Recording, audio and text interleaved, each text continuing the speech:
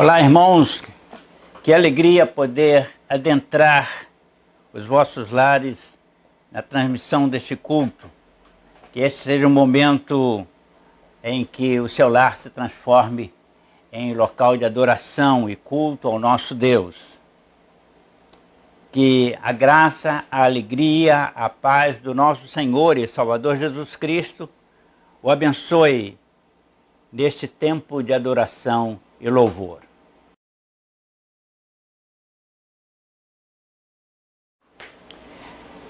Cantarei ao Senhor com toda a minha vida, louvarei ao nosso Deus enquanto viver. Salmo 104, versículo 33. Convido o pastor Marcos Braga para tocar e juntos estaremos cantando cada um em seu lar.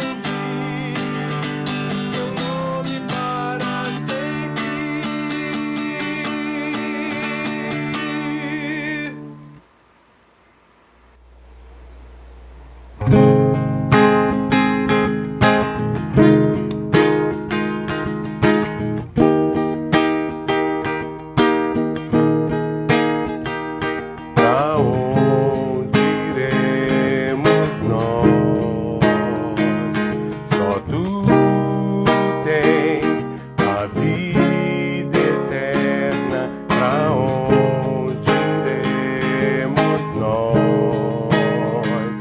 Só tu tens a vida eterna, tu és o pão que desceu do céu, fonte de vida, Emanuel. Com tua glória sobre mim, enche-me de ti até transbordar.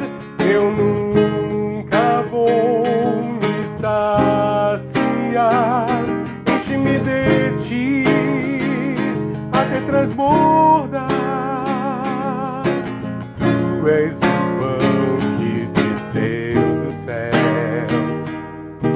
fonte de vida, Emanuel.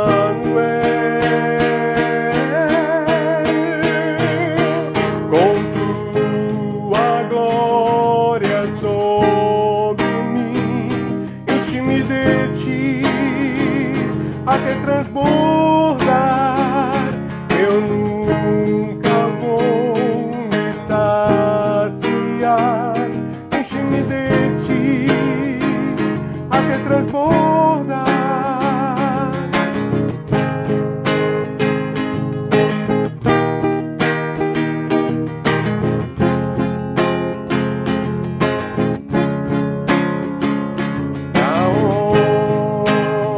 Pra onde iremos nós? Só tu tens a palavra de vida eterna. Pra onde iremos nós? Tu és o pão do céu, o Deus Emanuel. Enche-me, enche-me até transbordar. Tu és o pão do céu, o Deus Emanuel. Enche-me, enche-me até transbordar.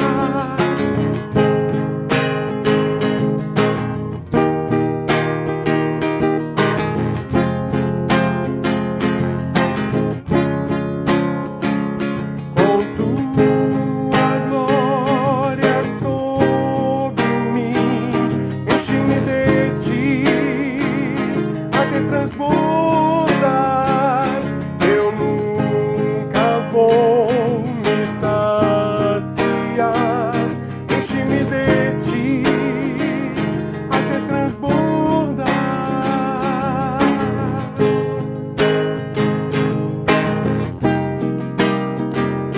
Enche-me de ti até transbordar.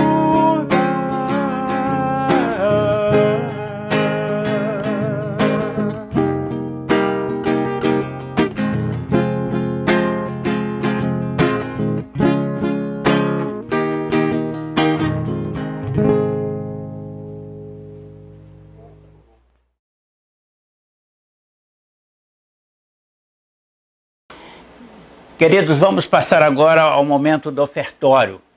Antes, porém, eu quero, mais uma vez, agradecer aos irmãos por sua fidelidade, pelo seu compromisso, pela sua presença nesse momento em que as nossas organizações estão atravessando por dificuldades.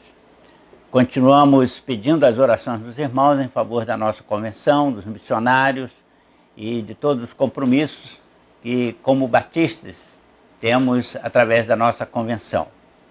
Também agradecemos aos irmãos pela cooperação com as suas ofertas voluntárias para os nossos missionários. Nós enviamos esta semana para a Convenção Carioca, além do plano cooperativo, a oferta para os nossos missionários, e louvamos a Deus por isso.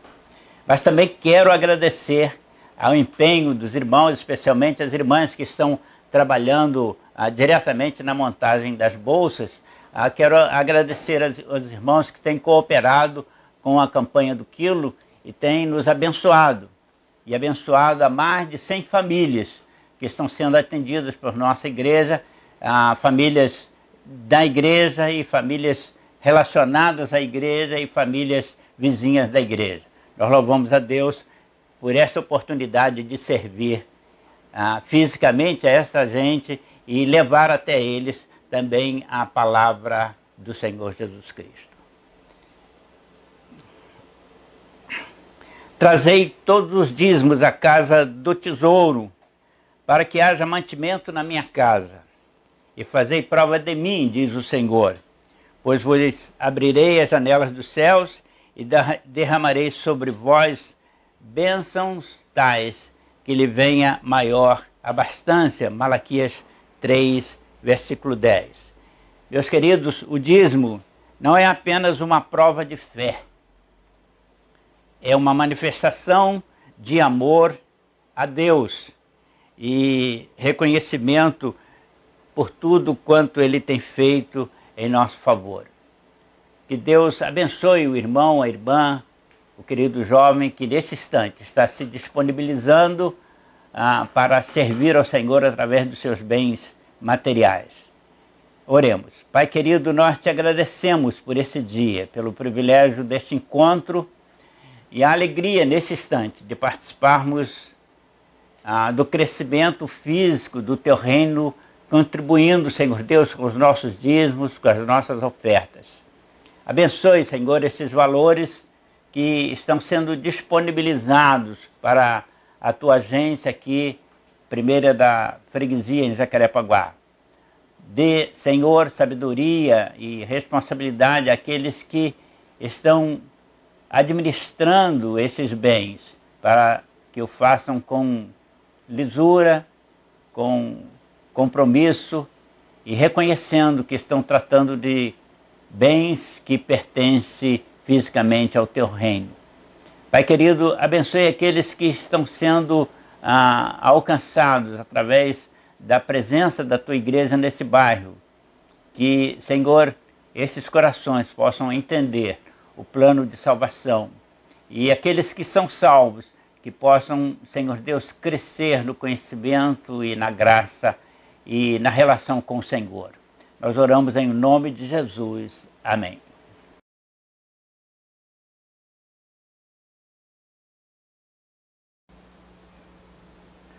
Pai do Senhor, meus queridos irmãos, queridas irmãs, é sempre um prazer estar aqui para trazer a palavra do Senhor, falar um pouco, do muito daquilo que Deus tem feito em nossas vidas.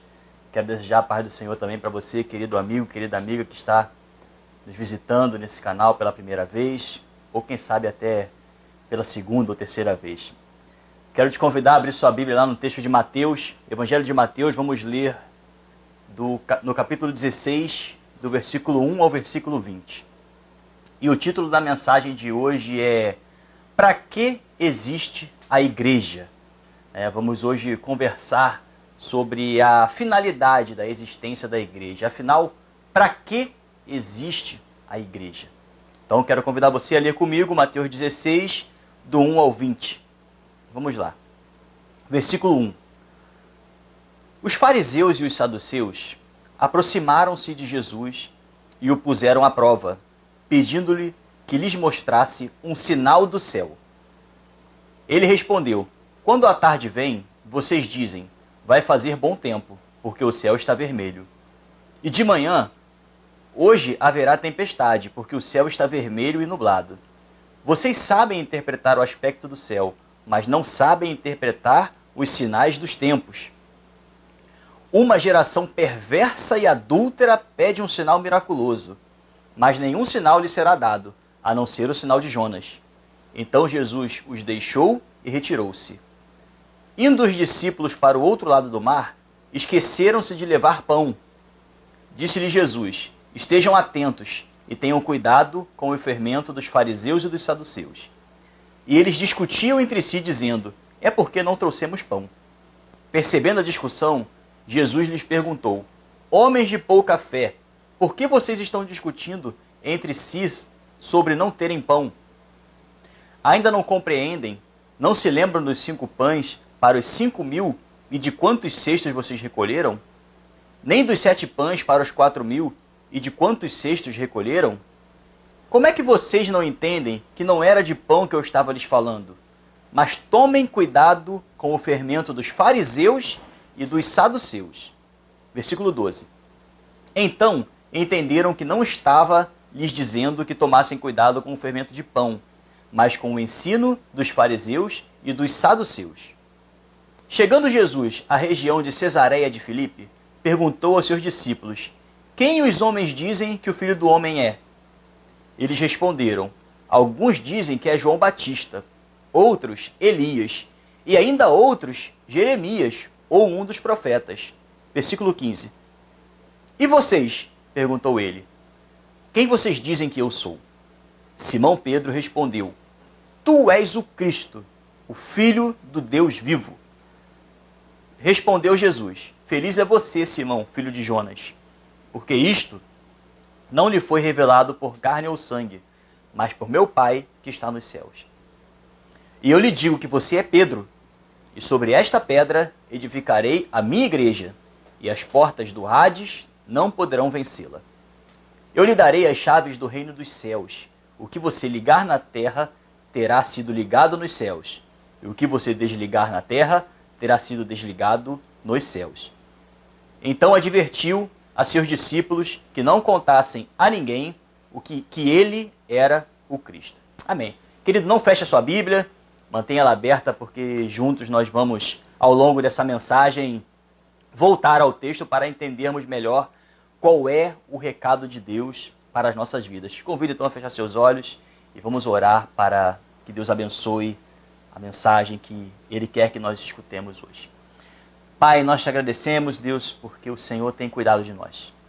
Te agradecemos porque Tu és o nosso Deus, te agradecemos porque sabemos que o Senhor tem planos maiores e melhores para nossas vidas, além daquilo que podemos imaginar. É a Tua palavra que nos garante que os Teus pensamentos são mais altos que os nossos. E nós pedimos, ó Deus, que o Senhor venha nos dar a mente de Cristo. Nos faça, ó Deus, compreender que temos a mente de Cristo e que através da mente de Cristo nós podemos compreender os Teus propósitos, Pai. Toma esse irmão, essa irmã que está agora orando também, pedindo pelos seus projetos pessoais, por suas famílias, por tantas coisas que têm nos preocupado. Peço a Deus que o Senhor venha nos abençoar e nos dar clareza para agora ouvirmos o Teu recado. Nós oramos em nome de Jesus. Amém. Amém.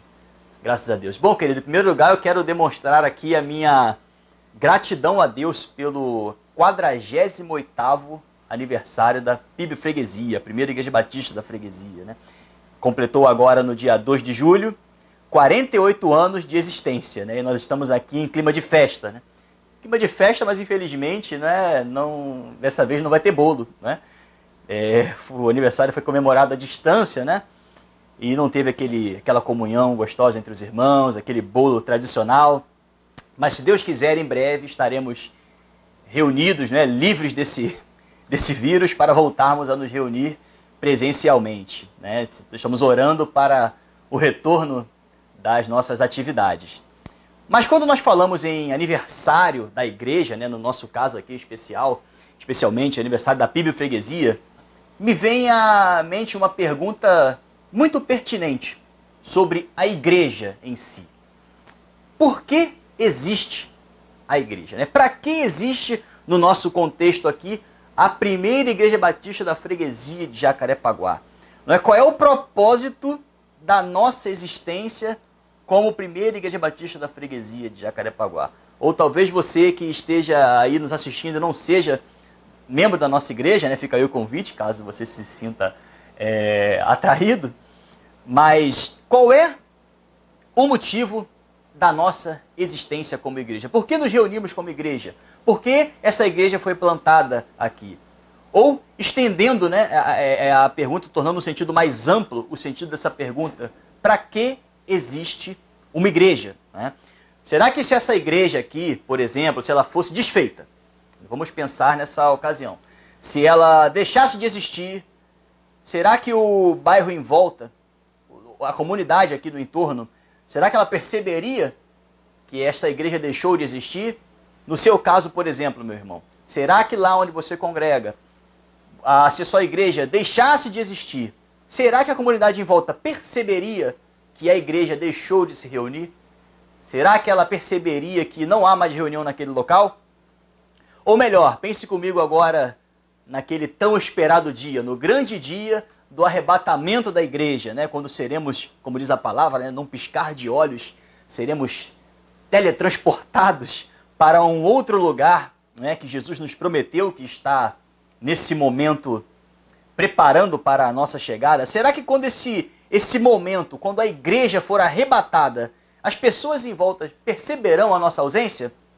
Então, querido, fica aqui uma pergunta para você refletir, para refletirmos juntos hoje. Para que existe a igreja? Para quê? Qual é a finalidade de estarmos aqui reunidos como igreja? Esta é uma pergunta muito pertinente para ser feita, principalmente nos dias de hoje, meus irmãos. Não é incomum, atualmente, pessoas cristãs, inclusive, né, dentre as quais muitas são evangélicas e dentre as quais muitas são batistas, não é incomum essas pessoas afirmarem que não precisam fazer parte de uma igreja para terem uma experiência com Jesus, né? Isso tem sido cada vez mais comum em nosso meio. E eu preciso admitir que, até certo ponto, isso é verdade, né? De fato, a experiência de alguém com Jesus, ela não depende da sua atuação, da sua participação como membro de uma igreja. Nesse ponto eu sou obrigado a admitir. Mas eu também me sinto na obrigação de informar que, no entanto, a experiência com Jesus que essa pessoa terá, ainda que não sendo como membro de uma igreja, ela fará com que automaticamente essa pessoa tome a decisão de ser parte de alguma igreja, de congregar, de frequentar alguma reunião e ser parte da membresia de alguma igreja, né? Porque, biblicamente, irmãos, toda pessoa que, se nós lermos lá a história dos evangelhos, a partir de Atos e seguindo as cartas, toda pessoa, quando tinha uma experiência com Jesus, se tornava ali uma cristã, ela estava presente nestas reuniões de alguma igreja, né? Igreja de Corinto, igreja de Roma, Éfeso, enfim, tantas igrejas aí citadas no Novo Testamento. Então, se assim não for, é necessário, meu irmão, minha irmã, buscar mais conhecimento de Deus para você identificar o que há de errado com a sua experiência, porque, biblicamente, o cristão, ele se reúne com a sua igreja. E eu falo isso, irmão, sem nenhum julgamento, tá? Não me compreenda mal, você, meu querido e minha querida que está nos assistindo e, porventura, esteja vivendo essa experiência de afastamento do corpo de Cristo. Quero te deixar muito à vontade para ouvir essa mensagem e saber que não há nenhum julgamento da nossa parte. O que há, na verdade, é um grande amor, né, em te convidar de volta para o convívio. Mas, amado, se nós prestarmos atenção no texto que nós acabamos de ler e lermos com muito carinho e muita atenção, nós podemos perceber que havia um clima um pouco tenso nas palavras que foram relatadas aqui pelo evangelista Mateus, né? Repare, por exemplo, aí no versículo 1 de Mateus 16, olha como começa dizendo. Ele começa dizendo que os fariseus e os saduceus aproximaram-se de Jesus e o puseram à prova, pedindo-lhe que lhes mostrasse um sinal do céu. Mas talvez você esteja aí se perguntando, né? Quem são essas pessoas? Quem são os fariseus e os saduceus? Eu posso te explicar aqui de uma maneira muito breve, né? Muito resumida, tá, irmãos? Irmãos que têm um pouco mais de conhecimento bíblico vão perceber que faltam algumas informações, mas eu estou resumindo. Os fariseus, eles eram pessoas muito religiosas, muito zelosas, né? pelas palavras de Moisés e dos profetas no Antigo Testamento, né? Aliás, nós atualmente temos uma visão muito negativa dos fariseus, e claro, por tudo que nós lemos no no Novo Testamento sobre eles, mas eles de fato eram pessoas muito zelosas pelos livros da lei, né? Pela lei escrita, por aquilo que foi deixado, né, como herança pelos profetas, por Moisés e tudo aquilo. Então eles tinham muito zelo pela palavra de Deus. Eles sabiam tudo que estavam escritos e eram ótimos debatedores, né? E eles ficavam nas sinagogas, nos lugares de ensinos, ali onde as pessoas iam para aprender sobre as escrituras. Então lá ficavam os fariseus. E os saduceus, eles também eram pessoas muito zelosas, mas eles eram aqueles que eram mais dedicados ao templo, né? Eles cuidavam ali dos cultos, da liturgia, né? Eles tinham muitas diferenças com os fariseus, né? Se pesquisarmos um pouco mais a fundo, era como se fossem, vamos colocar aqui na nossa realidade brasileira, né? Como se fossem partidos políticos, como se fossem ali diferentes em suas visões políticas, mas que eles não se davam bem, mas que, quando tinham um objetivo em comum, se uniam, né? Então, de uma maneira muito simplista, aí está então a explicação sobre os saduceus e os fariseus. E esse texto, ele mostra que mesmo esses dois grupos sendo ali divergentes em muitas ocasiões, os fariseus, então, que cuidavam da lei, né, ali dos textos dos profetas, e os saduceus, que ficavam ali no templo, cuidando da liturgia e tudo, eles tinham muita implicância com Jesus. Muita. Não só nesse texto, mas em todos os evangelhos, se nós lermos, nós vamos ver que esses grupos apareciam para, vamos dizer assim, criar tumulto, né? Eles estavam ali para provocar Jesus e tentar, de alguma forma, colocá-lo em uma situação delicada, né? Ao longo dos evangelhos, nós vemos, então, diversas passagens que mostram, então, ali os fariseus como representantes da religião em si e os saduceus como representantes do templo, que eles apareciam somente para confrontar Jesus, né? Vou me concentrar somente nesse texto, mas é importante dizer que ao longo do evangelho, em várias ocasiões, esse tipo de situação se repetia, né? Religião e templo estavam ali, então, pedindo a Jesus um sinal. Olha só, vou repetir. Religião, representantes da religião, os representantes do templo estavam ali pedindo a Jesus um sinal. E o versículo 4 que nós lemos, ele nos mostra uma resposta que nenhum de nós, atualmente, conseguiria imaginar saindo da boca do próprio Jesus, né? Veja aí comigo o que diz o versículo 4 de Mateus 16. É interessante, né? Nós que temos uma visão aqui de Jesus, né? De como ele responderia a alguém representante do templo, alguém representante da religião, pessoas tão zelosas com a lei de Deus, mas olha a resposta que Jesus deu para os fariseus e os saduceus. Uma geração perversa e adúltera pede um sinal miraculoso, mas nenhum sinal lhe será dado, a não ser o sinal de Jonas. Então Jesus os deixou e retirou-se. Então, irmãos, imaginem então o cenário. Jesus diante dos saduceus, aqueles que cuidavam do templo, e diante dos fariseus, aqueles que tinham os livros, os rolos, aqueles que cuidavam da religião na época, Jesus chamando os saduceus e os fariseus de geração perversa e adúltera. Não foi só perversa, perversa e adúltera. Já pensou você ser chamado pelo próprio Jesus de perverso ou de adúltero? Já imaginou que situação horrível? Irmãos, é com base nessa disputa que havia entre Jesus e estas classes religiosas, né, que muitas pessoas... É com base nessa disputa que havia ali que muitas pessoas hoje em dia alimentam o erro de não ser parte de uma igreja. É com base nesse cenário que nós vemos aqui hoje, que hoje em dia homens e mulheres tentam a todo custo justificar o seu não pertencimento a uma igreja, baseado nesta relação que nós vemos nos evangelhos, relação de muita dificuldade que havia entre Jesus e os religiosos da sua época. Há inclusive hoje em dia né? Eu falo isso com muita tristeza, mas hoje em dia alguns que até se autodenominam pastores destas pessoas que não estão em igreja alguma e acabam perdendo o seu senso de pertencimento a alguma igreja, seja ela da denominação que for.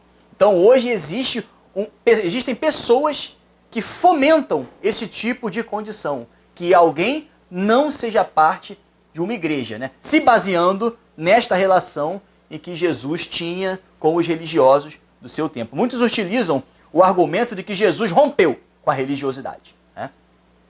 Então, com base nesse argumento de que Jesus rompeu com a religiosidade, eles pregam a desnecessariedade de você ser parte de alguma igreja.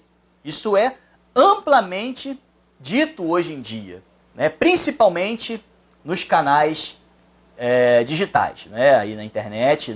O que não falta são pessoas dizendo que é totalmente desnecessário você se reunir como igreja. Mas, meu querido, minha querida, é verdade que Jesus rompeu com a religiosidade. É verdade. Mas ele fez isso para que você pudesse ser parte do corpo dele. E, biblicamente, o corpo dele se reúne na forma de igreja. A igreja é o corpo de Cristo. E eu quero hoje, meu amado, refletir junto contigo sobre essa necessidade de ser igreja. Existe, sim, um propósito bíblico para a igreja existir. Existe um propósito bíblico para nos reunirmos como igreja. Existe um propósito para você estar junto conosco em uma reunião, em um culto, como corpo de Cristo. Repare que o versículo 4 que nós lemos, Jesus fala que eles veriam um sinal. Mas o sinal que eles veriam seria o sinal de Jonas. Você reparou nesse pedacinho? Um pedaço curioso, né? Veja o que está escrito aí. Vamos ler mais uma vez. Mateus 16, 4.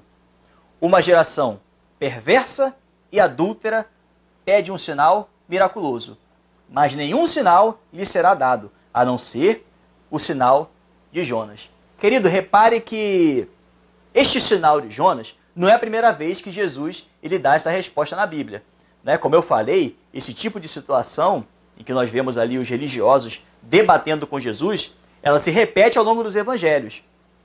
Se você voltar na sua Bíblia aí 4 capítulos, você vai ver que em Mateus 12, você vai ver que Jesus ele já tinha dado essa resposta para essas mesmas pessoas, inclusive dando uma explicação sobre o que é o sinal de Jonas.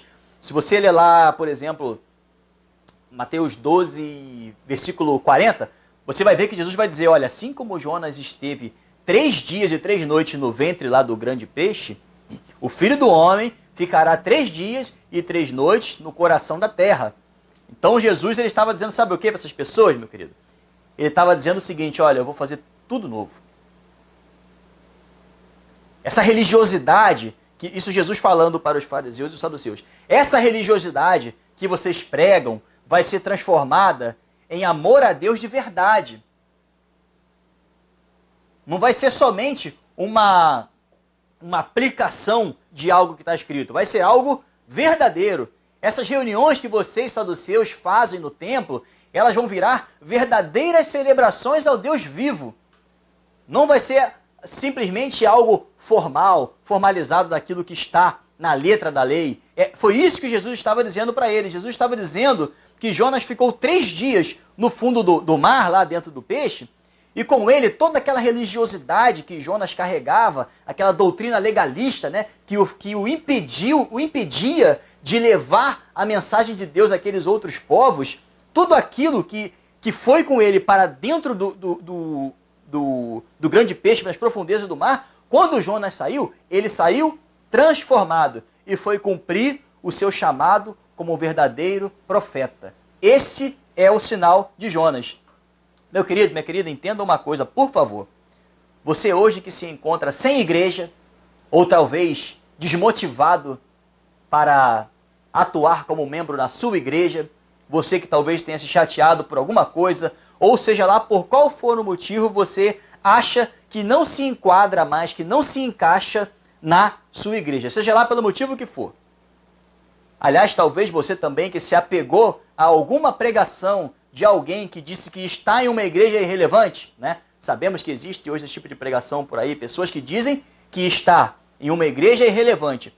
Eu quero dizer para você, meu querido, minha querida, você que está me ouvindo, que Jesus, quando confrontava os religiosos da sua época, ele não estava pregando um rompimento com a religião.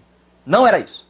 Ele estava anunciando a transformação que aconteceria a partir da sua ressurreição. Esse é o sinal de Jonas. A partir da ressurreição de Jesus, haveria uma transformação na relação do povo com Deus. É isso que Jesus está falando. Não é sobre você romper com a sua igreja. Não tem absolutamente nada a ver uma coisa com a outra. Jesus estava anunciando lá para os fariseus, por exemplo, que sabiam tudo dos profetas, tudo dos livros do Antigo Testamento, ele estava relembrando a eles o que diz Jeremias 31, 34. Se lembra do que diz? Lá diz, olha, farei com Israel uma nova aliança. Deus dizendo para o povo, olha, eu porei a minha lei no seu coração. É isso que diz lá em Jeremias 31. Jesus dizendo, olha, ninguém mais ensinará ao seu irmão, dizendo, conheça o Senhor, porque todos me conhecerão, desde o menor até o maior. Jeremias 31, 34. Era disso que Jesus estava falando. Não era um rompimento, não precisa mais se reunir. Jesus nunca falaria isso. Ele estava dizendo, olha, haverá transformação. Transformação dessa religiosidade. Será transformada em algo verdadeiro. Essas são as palavras de Jesus para os fariseus e os saduceus daquela época. Não tem nada a ver com você deixar de se reunir como igreja. Jesus, em momento algum, disse aos seus discípulos, olha, vamos reunir aqui agora a gente, fora da sinagoga, tá? Não quero mais ninguém no templo, ninguém em sinagoga, porque lá só tem gente que não presta. Jesus não falou isso. Em nenhum momento da Bíblia você vai ver Jesus orientando, não vá ao templo, não se reúnam, não vá à sinagoga. Em nenhum momento, muito pelo contrário, se nós formos acompanhar a trajetória dos apóstolos após a ressurreição de Cristo, eles iam aos templos e às sinagogas. Eles estavam lá. Jesus, e olha que motivo não faltou, porque se teve locais onde Jesus foi maltratado, foi nesses lugares. Mas ele nunca orientou aos seus discípulos que deixassem de se reunir e de estarem presentes nessas reuniões.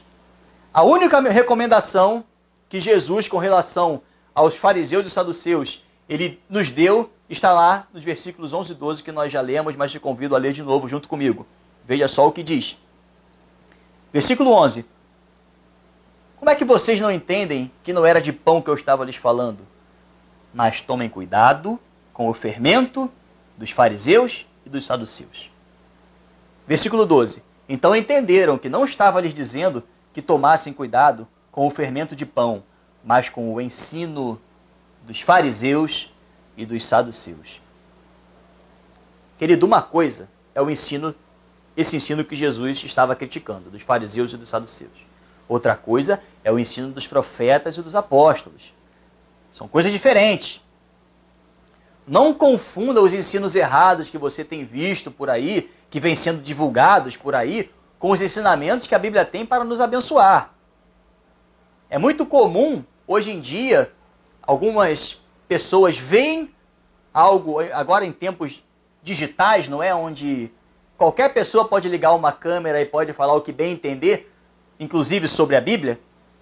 Não é incomum nós recebermos vídeos e vídeos e vídeos com verdadeiras heresias, com mensagens tão horrorosas que nós, como cristãos, né, aqueles que são pastores, aqueles que são líderes, nos sentimos até envergonhados por ver pessoas com ensinos tão estranhos que nada representam o verdadeiro evangelho, que nada representam o ensinamento de Jesus. E o que acontece hoje em dia é que algumas pessoas veem esse tipo de situação e transformam em regra, como se tudo aquilo fosse pregado em qualquer lugar. O que não é verdade, querido. Não é verdade. Então, querido, se você se decepcionou com algo, com alguém, com alguma pregação, ou seja lá o que for, saiba que isso não tem nada a ver com o que a Bíblia prega. com o que a Bíblia prega, com o que os apóstolos pregaram, com o que os profetas pregaram e com as palavras de Jesus Cristo. É preciso ter discernimento para entender aquilo que de fato é palavra de Deus. Mas ainda existe uma pergunta sem resposta. Se de fato Jesus morreu e ressuscitou, trazendo uma transformação, né, da aliança de Deus com os homens, né, uma nova aliança, né, como diz lá em Jeremias 31, né, se Jesus ele realizou essa transformação e onde ele disse que ninguém mais precisaria ser ensinado, porque Deus estaria com cada um de nós, fica aquela pergunta do início: para que existe a igreja? Para quê? Estamos aqui comemorando o aniversário da nossa igreja, mas por que essa igreja existe há 48 anos? Vamos continuar seguindo com o texto. Repare que em um determinado momento dessa situação, né, Jesus ele fez uma espécie de pesquisa de campo. Né? Ele sentiu necessidade de pesquisar entre as pessoas o que diziam sobre ele. Né? Alguns disseram, né, o pessoal diz aí que isso é João Batista, outros dizem que isso é Elias, Jeremias, né, o senhor algum profeta. Estão falando aí que o Senhor é uma outra pessoa. Mas Jesus, ele então decidiu fazer diferente. Quando ele percebeu que o que se falava sobre ele, fora do seu grupo, eram coisas assim um pouco, tanto quanto estranhas, né? Ele, no versículo 15, olha o que Jesus faz. Ele pergunta: e vocês? Perguntou ele. Quem vocês dizem que eu sou? Ou seja, uma coisa é o que dizem aí fora sobre Jesus. Fora da igreja, o que falam sobre Jesus aí? Ah, Jesus era gente boa. Jesus era um cara muito legal. Tem até uma frase que surgiu aí que dizendo que Jesus era gente boa, o problema é o fã-clube. Né? Isso é muito dito aí nas redes sociais. Né? Como quem diz, Jesus é legal, o problema é a igreja. Mas, então, Jesus ele perguntou para a igreja: olha, eu já sei que o pessoal aí fora fala sobre mim. Eu quero saber de vocês, igreja. O que vocês falam sobre mim? E aí veio uma resposta, talvez uma das respostas mais conhecidas, que está lá no versículo 16, onde Simão Pedro respondeu: tu és o Cristo, o Filho do Deus vivo. Respondeu Jesus: feliz é você, Simão, filho de Jonas, porque isto não lhe foi revelado por carne ou sangue, mas por meu Pai que está nos céus. E eu lhe digo que você é Pedro, e sobre esta pedra edificarei a minha igreja, e as portas do Hades não poderão vencê-la. Eu lhe darei as chaves do reino dos céus. O que você ligar na terra terá sido ligado nos céus, e o que você desligar na terra terá sido desligado nos céus. É interessante destacar que a palavra igreja, ela aparece pela primeira vez na Bíblia nesse texto. Reparem que por causa da declaração de Pedro, né, que aliás foi uma belíssima declaração de fé, né, Jesus disse que a igreja seria edificada sobre esta pedra. E nesse momento é importante compreendermos o sentido bíblico dessa palavra, né, a palavra grega petra. Né? Se nós lermos esse texto na versão grega, né, o grego antigo, nós veremos lá a palavra petra, em vez de pedra, como nós lemos em português. E essa palavra, ela, embora também indique ser uma pedra física, né, ela faz alusão a algo que persiste. A palavra petra, então, no grego antigo, ela faz alusão a algo que persiste. Né? Aliás, a Bíblia toda, ela quando sinaliza, por exemplo, os montes, né? Antes que os montes se formassem, por exemplo, né? Como diz lá na Isaías 64, sempre faz a alusão a montes, a rocha, a pedra, como algo persistente. É interessante ter esse tipo de noção para lermos a Bíblia.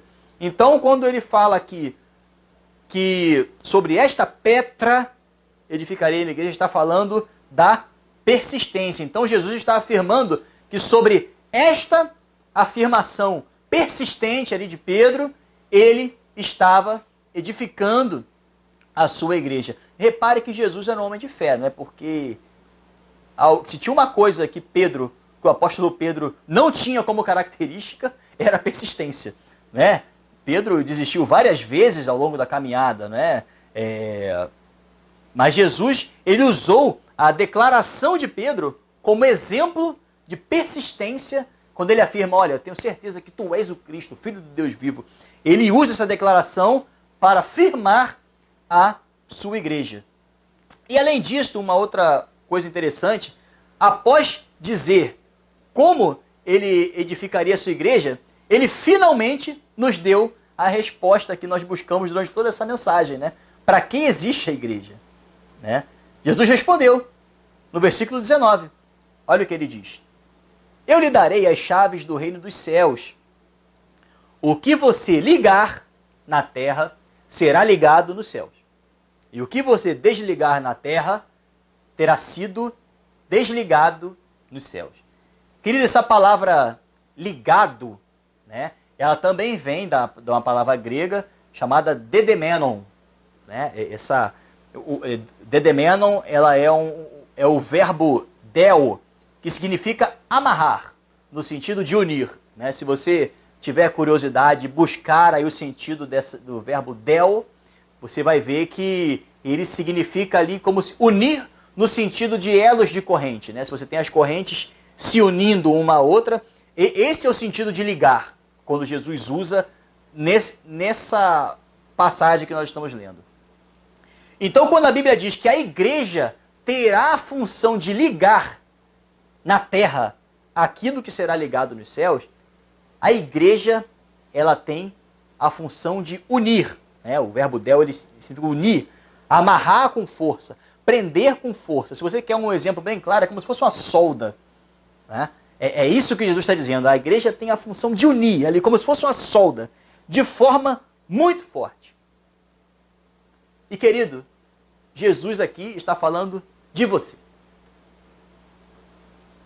Da sua união com o corpo de Cristo. A função de uma igreja, então, é essa.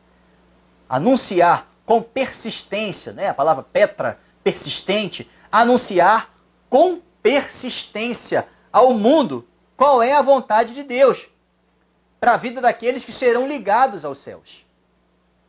Ligados, soldados, presos com força. Querido, diante disso tudo eu tenho um convite para te fazer. Volte para a igreja. Volte para a casa do Senhor. Volte para os braços do Senhor. Talvez você possa estar pensando agora assim, mas a igreja tem defeitos. Sim, tem defeitos. Eu estava refletindo antes dessa mensagem, eu estava me lembrando da igreja de Corinto, na Bíblia. Né? Eu não imagino como é ser membro de uma igreja como a igreja de Corinto. Porque o que nós lemos ali, na carta aos Coríntios, a gente fica de cabelo em pé. De tanta coisa ruim que acontecia naquele... Tinha tudo para fechar. Né?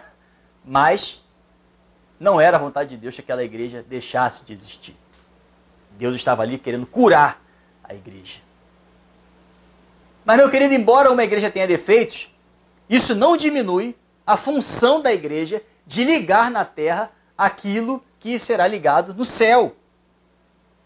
Ou talvez você pense assim, mas não é a igreja não, o problema sou eu, pastor. Eu que sou muito inconstante. Pastor, você não entende, nem eu às vezes me entendo. Eu sou uma pessoa muito difícil de lidar e eu não dou certo em igreja nenhuma.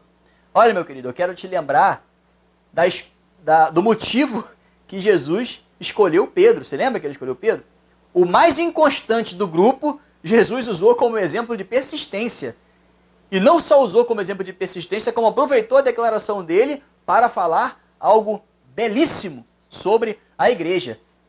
E Pedro, no futuro, ele se tornou uma pessoa muito persistente na fé, ao ponto de, inclusive, dar a sua vida pelo Evangelho. Querido, o propósito da existência da igreja é que ela existe para ligar na terra aquilo que será ligado no céu. A igreja existe para unir na terra aqueles que estarão unidos no céu. Esta é a função da igreja. Ligar, no sentido de unir com força, como se fosse uma solda. Essa é a função da igreja. E eu quero deixar aqui então, meu querido, o convite para você se reconciliar. Você que está afastado por algum motivo, seja qual for, volta para casa. Volta para a igreja. Seja qual for a sua condição, seja qual for o motivo que te fez se afastar, volta. Volta para a sua igreja, converse com o seu pastor. Eu tenho certeza que o seu pastor vai te receber com muito amor para te ouvir. Se houver diferenças, fale sobre as diferenças. Abra o seu coração. Converse com o seu pastor. Converse com o seu líder, converse com o seu irmão. Mas se reconcilie. Ou você que talvez tenha se sentido tocado com essa palavra e percebeu que precisa fazer parte do corpo de Cristo. Você quer se unir ao corpo de Cristo. Você percebeu que precisa de Jesus na sua vida. Entre em contato conosco aqui. Liga aqui para a igreja. Veja os canais aí digitais. Entre em contato conosco. Peça para falar com um dos pastores. Porque nós queremos orar por você. Talvez você tenha percebido que precisa ser ligado aos céus. Durante essa mensagem você se sentiu tocado e percebeu que precisa que a igreja te ajude a se unir com o corpo de Cristo. A ligar na terra aquilo que será ligado no céu. Entre em contato conosco. Eu tenho muita felicidade em dizer, não só como pastor hoje em dia, mas como membro, como alguém que foi muito abençoado, agora falando especificamente sobre a minha igreja, minha igreja no sentido de membro, né? Eu fico muito feliz de dizer que essa igreja é uma igreja abençoadora, irmãos. Acima de tudo, é uma igreja bíblica, que busca a todo custo ser relevante para a comunidade aqui ao nosso redor. Desde as comunidades mais carentes até os condomínios mais luxuosos que existem por aqui. Vamos orar então nesse momento. E eu quero convidar você que percebeu que precisa de reconciliação, que precisa se reconciliar com Jesus, quero te convidar a orar nesse momento. Você que percebeu que precisa voltar para a igreja também, eu peço que você ore nesse momento. Você que percebeu que precisa mudar de vida, começar uma nova vida com Jesus, te convido a orar nesse momento. Vamos orar. Pai, nós te agradecemos, Deus, porque o Senhor tem cuidado de nós. Te agradecemos porque o Senhor nos deu o seu recado. Peço, Pai, que o Senhor venha nesse momento operar, ó Deus, reconciliações naqueles que estão afastados. Pai, eu peço que o Senhor venha abençoar essa pessoa que está orando comigo. Peço, ó Deus, que essa pessoa venha reconhecer, ó Deus, o quanto necessita estar em comunhão na casa de Deus. Peço, ó Pai, que o Senhor venha dar coragem ao teu povo para perdoarmos uns aos outros. Peço que o Senhor venha operar reconciliação, Deus. Também peço a Deus por esse querido, por essa querida que está agora se entregando a Jesus, entregando a sua vida ao Senhor. Peço, Pai, que o Senhor venha abençoá-lo. E também, Pai, quero te agradecer, ó Deus, pela vida da tua igreja, Deus, por mais esse aniversário que estamos comemorando. Te agradeço pela primeira igreja batista da freguesia de Jacarepaguá. Te agradeço, Deus, porque o Senhor tem dado crescimento à tua igreja, Pai. Eu te agradeço, Deus, pela vida do nosso pastor Jonanias, ó Deus.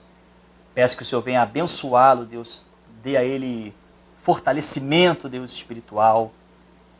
Que ele continue, ó Deus, dirigindo a tua igreja, Pai, como um servo de Deus, como ele sempre tem feito, com muita sabedoria, Deus. Abençoa teu filho, abençoa a tua igreja e te agradecemos por mais esse ano de vida que estamos comemorando, Deus. Toma a membresia da tua igreja, toma aqueles também que chegarão aqui, ó Deus, para serem cuidados, para serem ligados aos céus, Pai. Dê sabedoria à tua igreja, Deus. para ser bênção na vida daqueles que chegarão e que nós possamos sempre nos lembrarmos da nossa função de ligarmos na terra aquilo que será ligado nos céus. Te agradecemos por tudo e oramos em nome de Jesus. Amém. Graças a Deus. Querido, você que orou comigo, entre em contato conosco.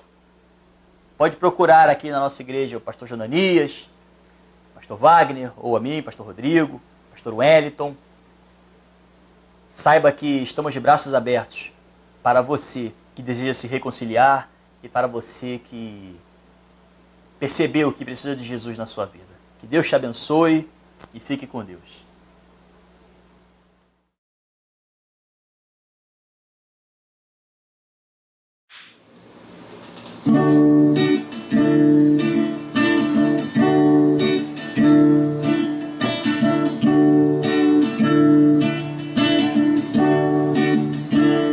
Os reinos se abalam, os povos se curvam, as bocas se abrem, as mãos se levantam para dizer que tu és o rei,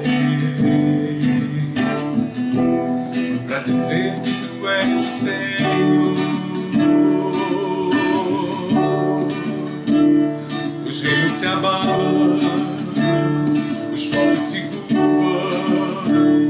as bocas se abrem, as mãos se levantam para dizer que tu és o rei, para dizer que tu és o Senhor. Teu reino é sempre eterno, firmado em misericórdia, justiça e igualdade, bondade e fidelidade. Tua igreja te adora, a tua igreja te adora.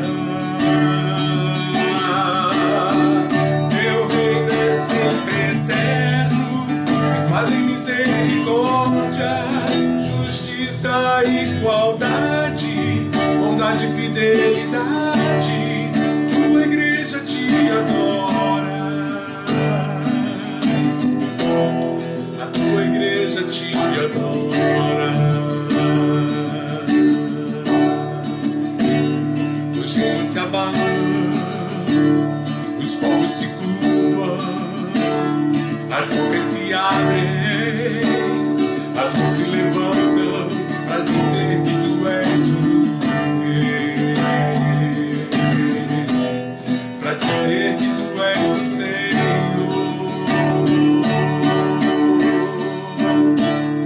Os reinos se abalam, os povos se curvam, as bocas se abrem, as mãos se levantam para dizer que tu és o rei, para dizer que tu és o Senhor, para dizer que tu és o rei, para dizer que tu és o Senhor. Teu reino é sempre eterno, firmado em misericórdia, justiça e igualdade, bondade e fidelidade. Tua igreja te adora, a tua igreja te adora. Teu reino é sempre eterno, firmado em misericórdia, justiça e igualdade, bondade e fidelidade. Tua igreja te adora,